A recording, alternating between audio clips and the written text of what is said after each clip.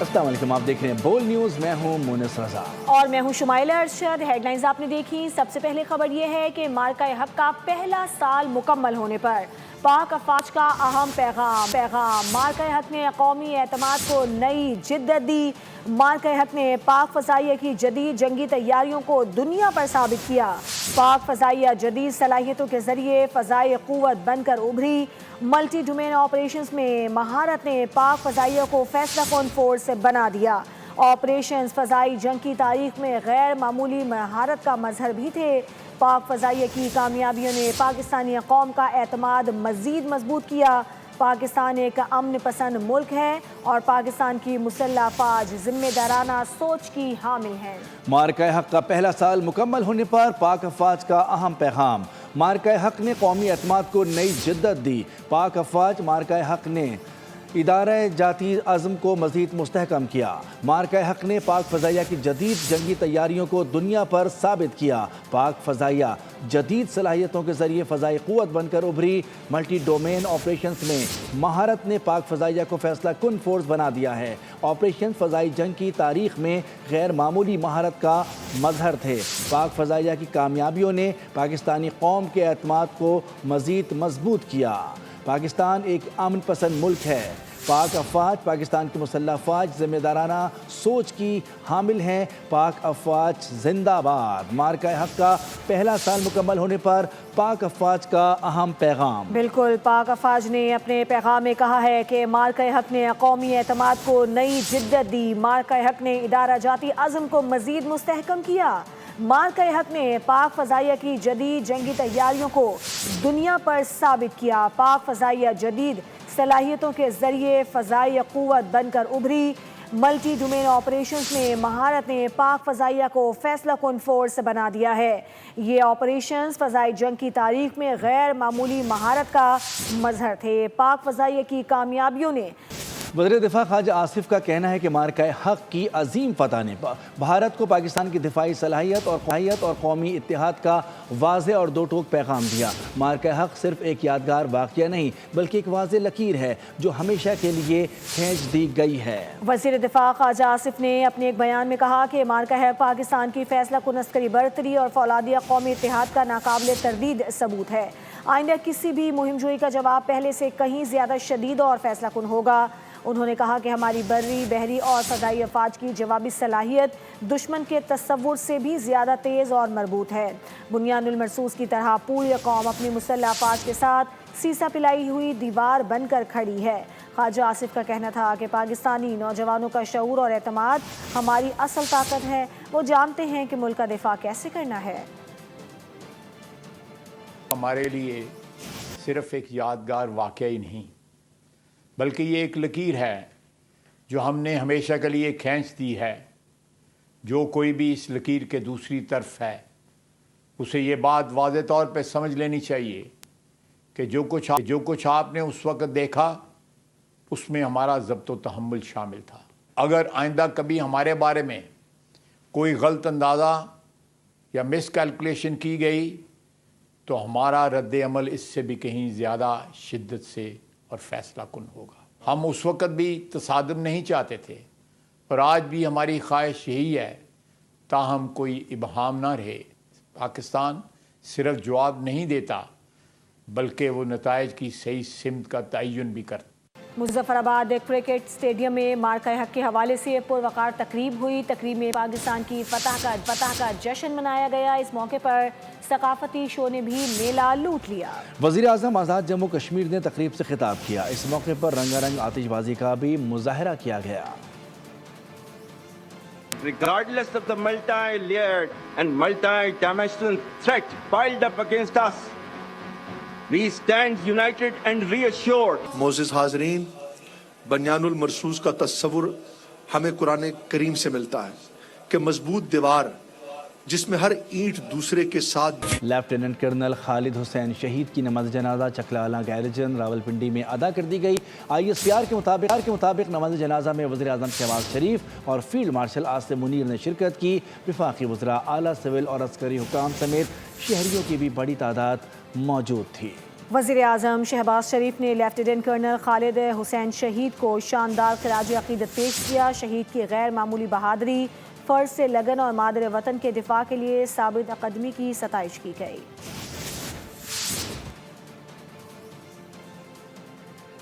لگتا ہے امریکہ ایران کے ساتھ ڈیل کے قریب ہے. پہلے بھی مجھے ایسا محسوس ہوتا رہا ہے، اس لیے دیکھنا ہوگا کہ آگے کیا ہوتا ہے. صدر ڈونلڈ ٹرمپ نے امریکی چینل PBS سے گفتگو کی اور کہا کہ اسٹیو وٹکوف اور جیرڈ کشنر کو فی الحال مذاکرات کے لیے بھیجنے کا امکان نہیں ہے.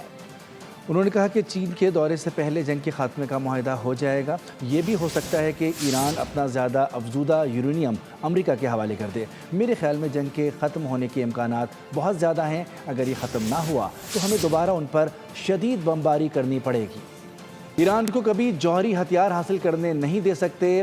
ہرمز پر امریکی بحری ناکہ بندی بدستور برقرار رہے گی. امریکی صدر ڈونلڈ ٹرمپ کی گفتگو. کہا کہ واشنگٹن اس معاملے پر سنجیدہ اقدامات کر رہا ہے اور صورتحال پر گہری نظر رکھے ہوئے ہے. ایران کے ساتھ ممکنہ معاہدے کے حوالے سے بات چیت جاری ہے اور ایرانی بھی کسی معاہدے تک پہنچنے میں دلچسپی رکھتے ہیں. دیکھنا یہ ہے کہ کیا ایران ایسا معاہدہ کر پائے گا جو امریکہ کے لیے قابل قبول ہو. It's okay, whatever it is, because in the case of Iran, we're not going to let Iran have a nuclear weapon. We're not going to let that happen, and we won't let that happen. And so we're dealing with people that want to make a deal very much, and we'll see whether or not they can make a deal that's satisfactory to us. We have it very much under control. The blockade is unbelievable. The Navy's been incredible. The job they did, it's like a wall of steel. Nobody goes through.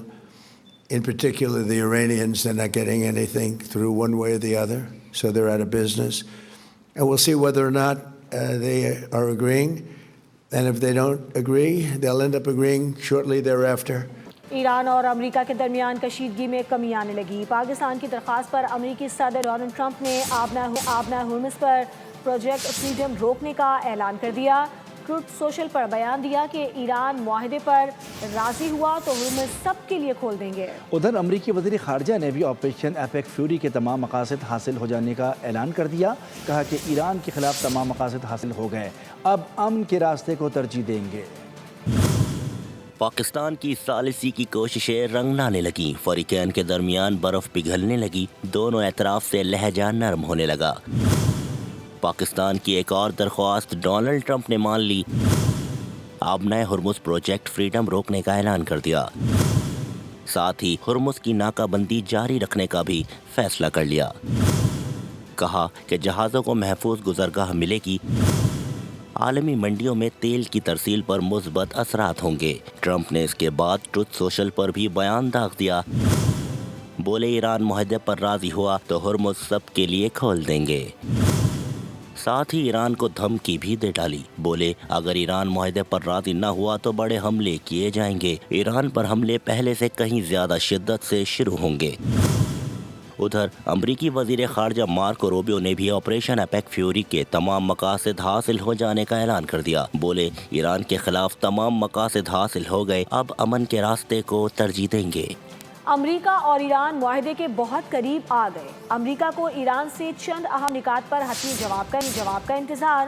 امریکی web site ایکزیوس نے بڑا دعویٰ کر دیا. خبر میں امریکی حکام اور وائٹ ہاؤس کے قریبی ذرائع کا حوالہ بھی دے دیا.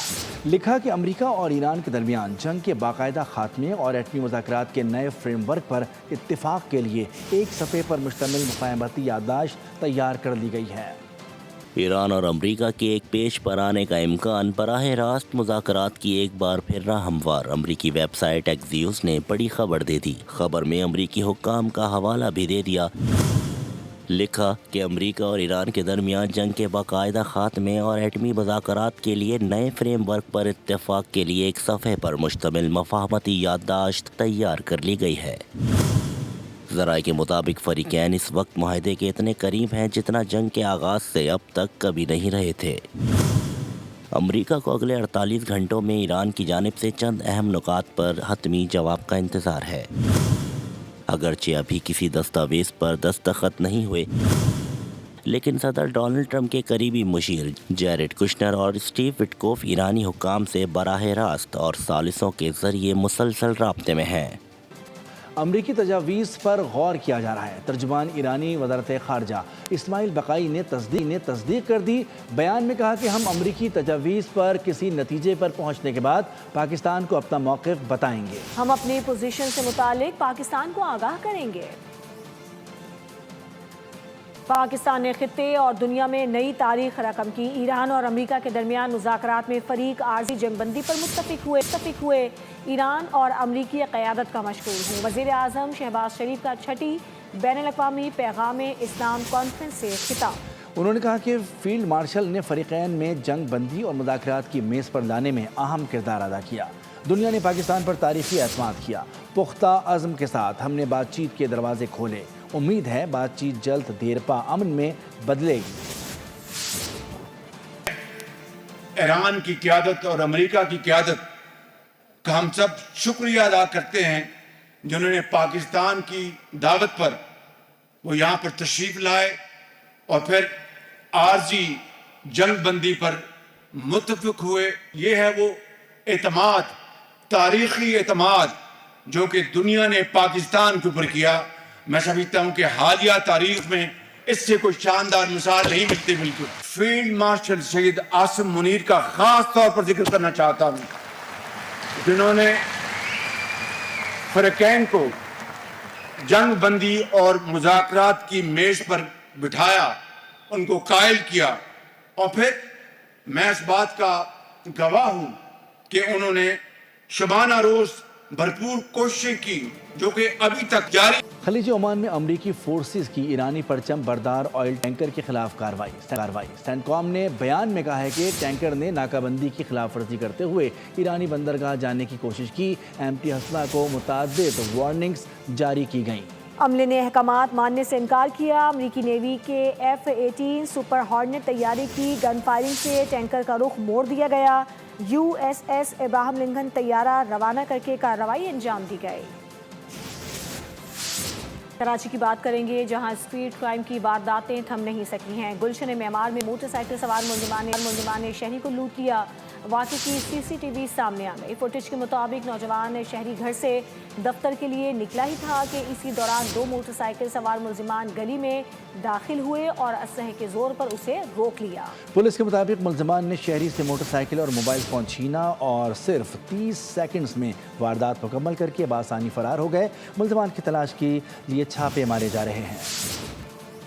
ملک کے بیشتر علاقوں میں گرمی کی شدید لہر برقرار ہے۔ تربت میں درجہ حرارت 45 جبکہ مٹھی میں 44 تک پہنچا۔ محکمہ موسمیات نے 7 سے 11 مئی کے درمیان ہیٹ ویو کا الرٹ بھی جاری کر دیا ہے۔ کراچی میں بھی اگلے منگل سے گرمی کی شدید لہر آنے کا امکان ہے، جو کئی روز مسلسل جاری رہ سکتی ہے۔